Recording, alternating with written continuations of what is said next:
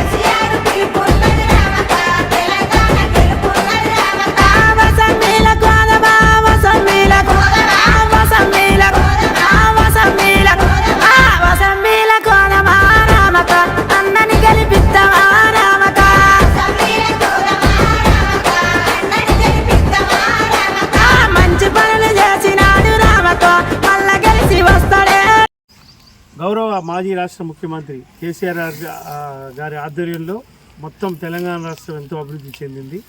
ఈరోజు మనం చూస్తున్నాం. మరి రైతుకి యూరియా కావాలంటే మరి లైన్లో నిలబడి మరి కొన్ని గంటలు నిలబడి ఇబ్బంది పెట్టి చెప్పులు పెట్టుకొని తెల్లారుజామున వచ్చి 5ంటికి చెప్పులు పెట్టుకొని యూరియా ఎట్లా అని పాపం ఆందోళన చెందారు. అదేవిధంగా గత ప్రభుత్వంలో ఎన్నడన్నా రైతు యూరియా కోసం రోడ్డు ఎక్కిందా? నేను వాళ్ళని ప్రశ్న సూటిగా అడుగుతున్నాను. అదేవిధంగా మరి బీఆర్ఎస్ ప్రభుత్వంలో 27-2800 కూడా ఒడ్లు అమ్మినాం, ధాన్యాన్ని అమ్మినాం. ఇవాళ చూస్తే 23-2400 మరి ఎన్నికల ఫండ్ అట పెద్ద ఎత్తున పంపిస్తుర్రట మరి ప్రభుత్వానికి. మరి ఇంత దారుణం, రైతుకు పండించిన పంటకు రేటు అవుతుంది. యూరియా వ్యవసాయం చేసుకుందామంటే యూరియా అందేయలేకపోతుంది. కనీసం గ్రామాలలో మంచినీటి సౌకర్యం కూడా చక్కగా లేదు. మా ఊర్లో కూడా ఇబ్బంది పడుతుంది. మేము చేసిన వాటిని సక్రమంగా నిర్వహించే పరిస్థితి లేదు. మరి ఇలాంటి అసమర్థులకు 2 సంవత్సరాలు పాలన చేస్తేనే కాంగ్రెస్ రేవంత్ రెడ్డి ప్రభుత్వం అటర్ ఫ్లాప్ అయింది.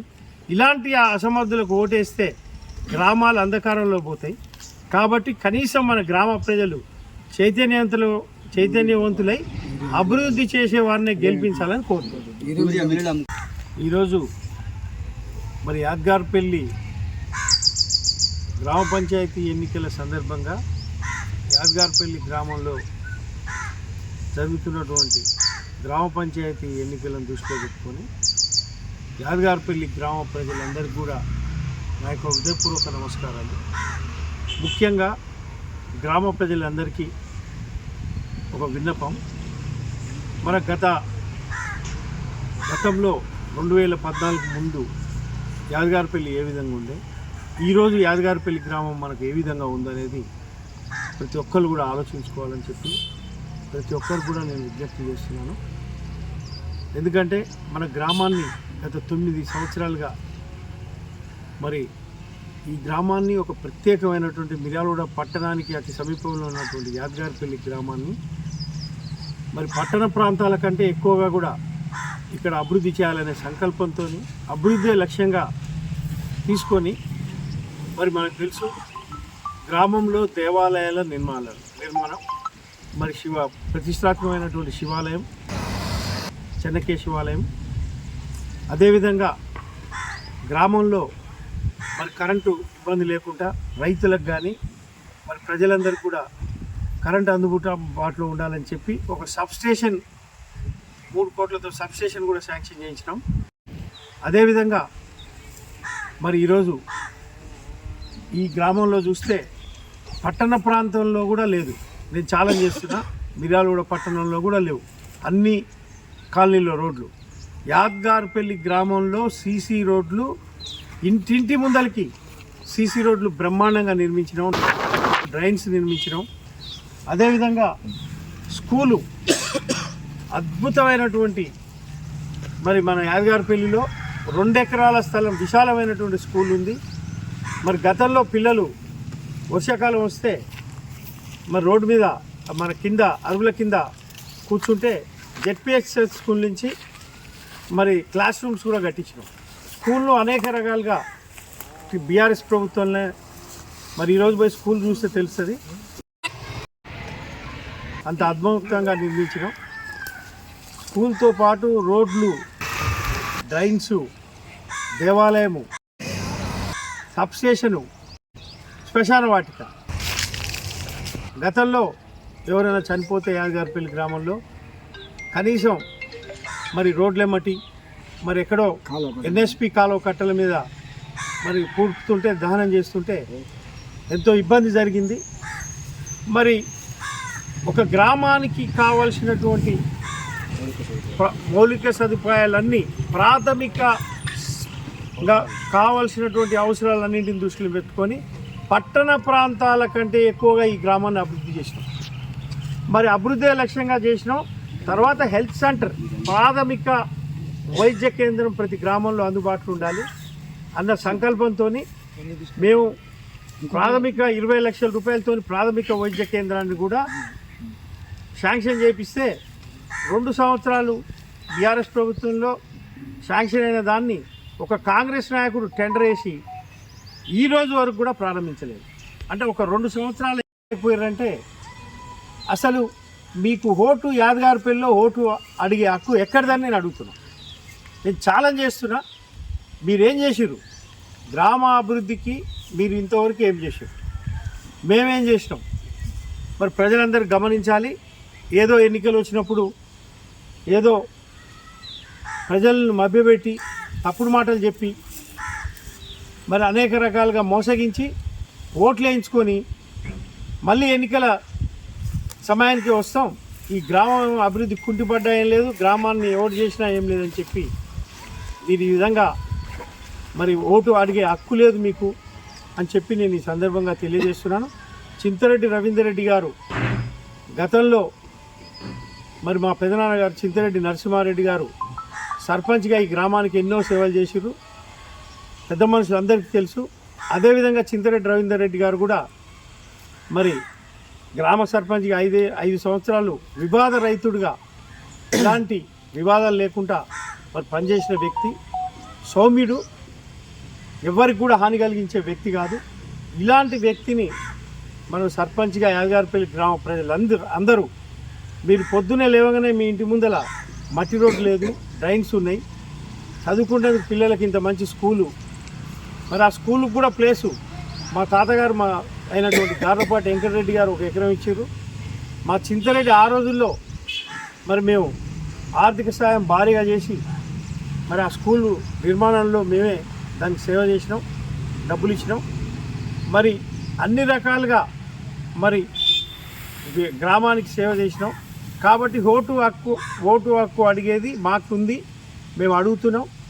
మరి గత ప్రజలందరూ కూడా మరి ధన్యవాదాలు, కృతజ్ఞతలు తెలియజేస్తున్నాం. ఎందుకంటే మా నాయకత్వం మీద విశ్వాసం ఉంచి గత 2 టర్మ్స్గా మరి ఎస్టీ క్యాండిడేట్ అయినటువంటి రమాత్ శిరీష గారిని, అదేవిధంగా బీసీ క్యాండిడేట్ అయినటువంటి దుండిగాల శ్రీనివాస్ యాదవ్ని, అంటే 2 పర్యాయాలు కూడా యాదగారి ప్రజలు మమ్మల్ని నమ్మి మా మీద విశ్వాసం ఉంచి ఓట్లు వేసి గెలిపించినందుకు యాదగారిపల్లి గ్రామాన్ని పట్టణ ప్రాంతం కంటే కూడా ఎక్కువగా అభివృద్ధి పదవుల్లోకి తీసుకొచ్చినాం, చూపించినాం కూడా పనిచేసని చెప్పి నేను ఈ సందర్భంగా మరొక్కసారి కూడా మా రవీందర్ రెడ్డి గారిని మీరు అభ్యర్థిగా గెలిపిస్తే మీకు తప్పకుండా ఇంకా ప్రజలందరికీ అందుబాటులో ఉంటాను. మీ అందరికి కూడా ఏ పని కావాలన్నా మేము ముందుండి సేవ చేస్తామని చెప్పి తెలియజేస్తున్నాను.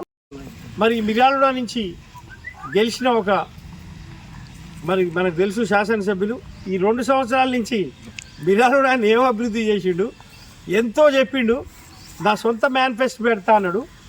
మరి ఆయన కౌన్సిలర్గా గెలిచిన వార్డులే ఇంతవరకు రోడ్లు దిక్కులేవు. మరి ఎందుకు చెప్తున్నా అంటే పనిచేసే వాళ్ళకి అవకాశం ఇవ్వాలి. మరి గతంలో మరి నాకు తెలిసింది కాంగ్రెస్ పార్టీ అభ్యర్థిగా ఇక్కడ పోటీ చేసే అభ్యర్థి గురించి. మరి గతంలో ఆయన సర్పంచ్ చేసి మరి నేను చెప్పను వారి గురించి, ప్రజలందరికీ తెలిసి ఆయన ఏం చేసిండని. ఏం అభివృద్ధి చేసిండే, మరి అప్పుడు ఏం కట్టించిండు ఆయన? మరి స్కూలు నిర్మాణం చేయించిండా, లేకపోతే ఊళ్ళో రోడ్లు వేయించిండా, లేకపోతే ఏం చేసిండు?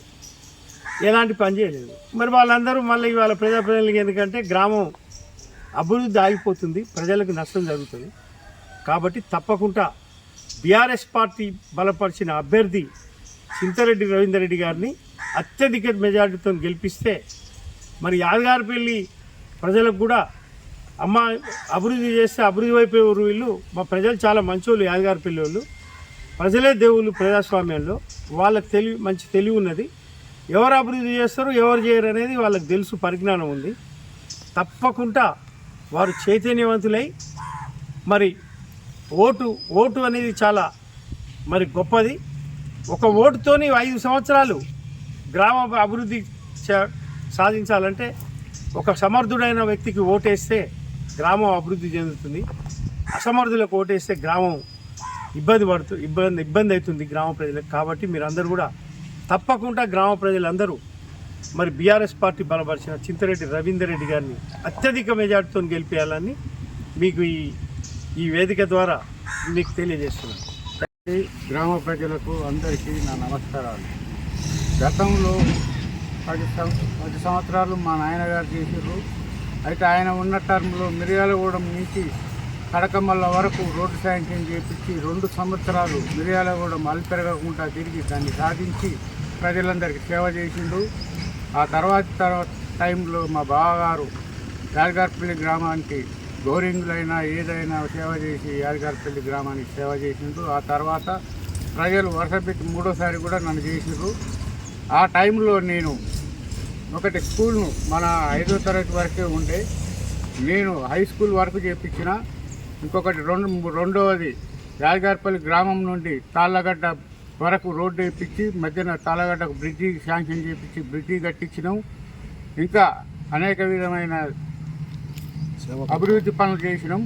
ఈసారి నాకు అవకాశం ఇస్తే ఇంకా అభివృద్ధి పనులు చేసి అందరినీ మంచిగా సమానంగా చూసుకొని మీ అందరికి సేవ చేయగలనని మీరందరూ మళ్ళీ ఒకసారి నాకు అవకాశం ఇవ్వగలరని మీ అందరికీ నమస్కారాలు చేసుకుంటాను.